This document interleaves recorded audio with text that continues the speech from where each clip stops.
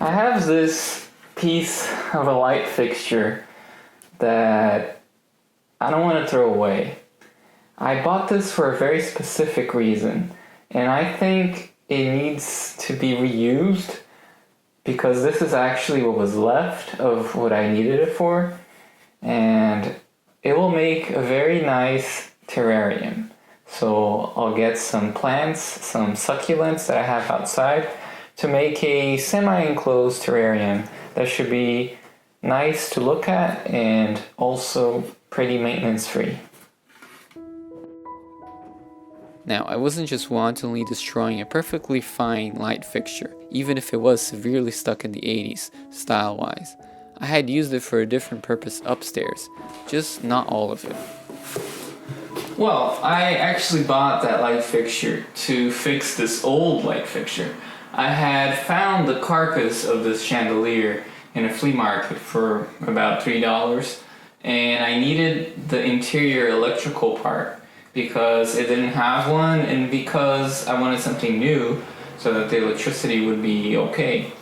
So what I did is I just bought that very cheap light fixture in a thrift store, and I replaced the electrical part and the wire so that I could basically use this chandelier. It's still missing either the crystals or some other material that I might hang on it, but I have to say it kind of looks cool this way also. In any case, I don't want to throw away the other part since I can certainly make it into a terrarium.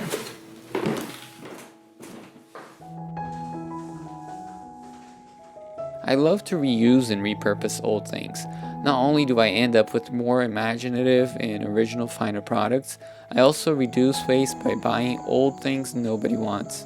Outside, I had a pot cascading with succulents.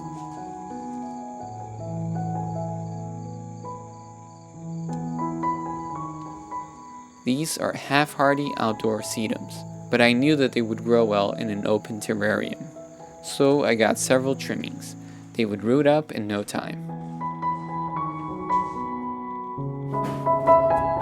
Instead of purchasing a lot of plants and assembling the terrarium all at once, as you usually see, I'm going to be starting with small transplants from my own plants. And the reason why I'm doing this is because I personally like to see things grow, and I think gardening is about this journey of growth. So if you start with everything already grown and you don't see it transform, half of the fun is lost. Now, it will take some time for it to fill up. And of course, if I were to do it immediately, I would immediately have a nice piece to put around the house and decorate the house with. However, there's one more reason why I'm using the small ones. It's way cheaper. I don't have to pay for this. And because these sedums, they do grow pretty fast, I am confident that in just a few months they may look completely different, especially if I select a nice sunny window to have them grow against. Because my terrarium has holes in the bottom, I will need to put it on top of a dish. So I have a dish here, and that way when I water it, it's gonna hold that water and not ruin the furniture. This is not a complete terrarium, it's not sealed, which it functions more like a regular pot. However, there is one advantage to this, is that it keeps some of the humidity, but not all of it. So it's not gonna be fogging up as terrariums usually do, and that way I'll be able to see what's inside. And since sedums and other succulents prefer to have drier conditions, it's best not to put them in terrariums that are sealed. But this kind of a situation here where it's open, it's good because it retains some of the moisture, so you almost don't have to water unless it's very dry, and the plants will appreciate that.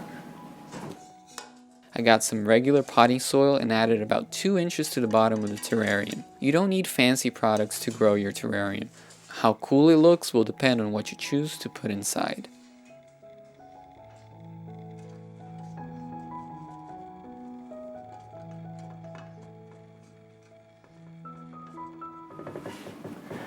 Now there's one thing missing here. I need some kind of a structural element, a natural element to center the composition. And I know just the place where I can get it. Follow me. You will find out what's the missing element right after this commercial. I wanted a natural element to finish my terrarium, so I decided to take you along a journey right next to my house.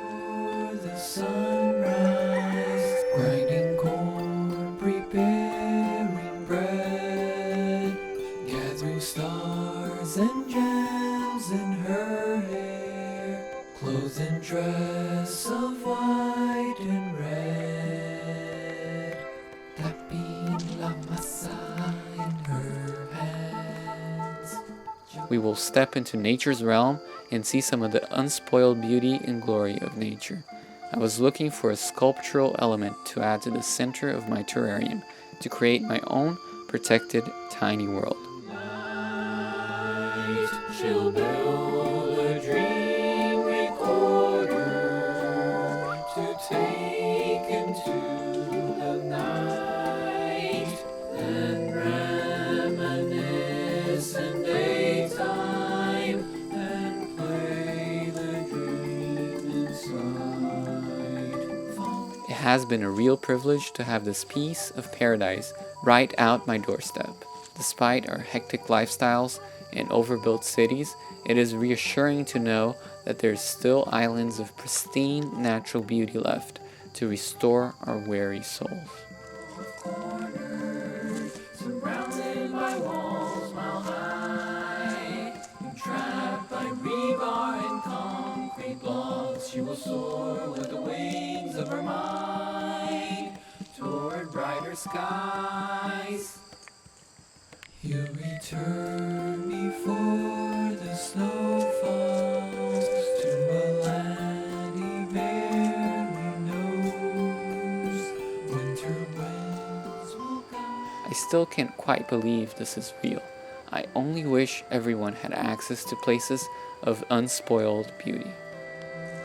Running at night through the desert, diving alone in the dark, he will jump upon La Bestia, echoing his hero's call. He'll build a dream recorder to remind them of the store. I was looking for a sculptural piece of driftwood I could use as a focal point in my tiny garden. I wanted something small, compact, and gnarly that looked like a trunk of a centenarian tree. After some browsing, I found just the right piece. If only I could take a bit of this glorious sunshine and river with me. But I didn't have to. Nature is always there, ready to freely offer its most valuable gifts for those who respect her. Finds herself cornered, surrounded by walls mile high, and trapped by rebar and concrete blocks. She will soar with the wings of her mind toward brighter skies. Toward brighter skies. All right. This is an amazing piece of driftwood. I'm glad we found it. It will function as the perfect center point to have everything else grow around it, and it's going to fill nicely the volume inside of the terrarium. Because the plants I had at hand did not grow tall, I needed a vertical element to fill up the space and make a pleasing composition. After I secured the driftwood in place, I started to arrange the plants around the soil.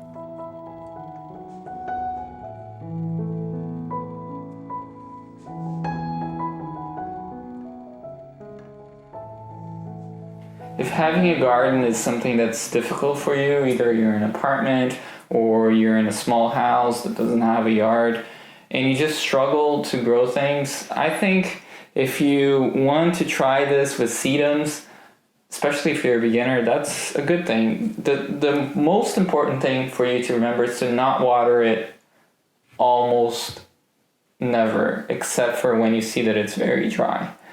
sedums prefer dryness.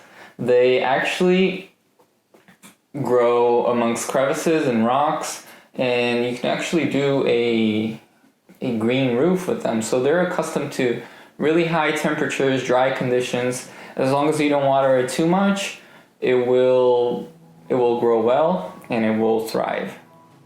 I grew up in a polluted city, so I know not everybody has easy access to nature, but growing a tiny fantastical world under glass can help us dream and wish one day we can escape to live close to nature.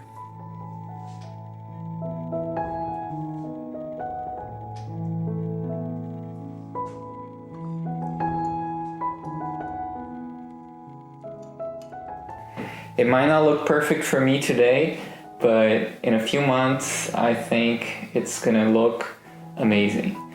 We'll see. I mean, you'll be able to see it right now.